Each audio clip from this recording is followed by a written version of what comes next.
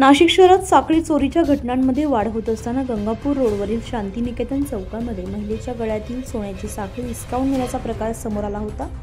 या प्रकरणी गंगापूर पोलीस ठाण्यामध्ये गुन्हा दाखल करण्यात आला होता। तपासादरम्यान पोलीस हवालदार रवींद्र मोहिते यांच्या मिळालेल्या माहितीवरून पोलिसांनी 4 संशयित आणि 3 विधी संघर्षित बालकांना ताब्यात घेतले। ताब्यात घेतलेल्या संशयितांमध्ये अक्षय बोरकर, राज गायकवाड, परवेज महियार आणि विलास विस्पुते यांचा समावेश आहे। चौकशी दरम्यान एकूण 11 लाख रुपयांचा मुद्देमाल हस्तगत करण्यात पोलिसांना यश आले। संशयित राज गायकवाड यानं नाशिकसह पिंपरी चिंचवड परिसरात साखळी चोरी केल्याची कबुली दिली आहे। ही कारवाई सहाय्यक पोलीस आयुक्त नितीन जाधव यांच्या मार्गदर्शनाखाली वरिष्ठ पोलीस निरीक्षक जगेंद्र सिंग राजपूत आणि गुन्हे शोध पथकाच्या टीमने केली आहे।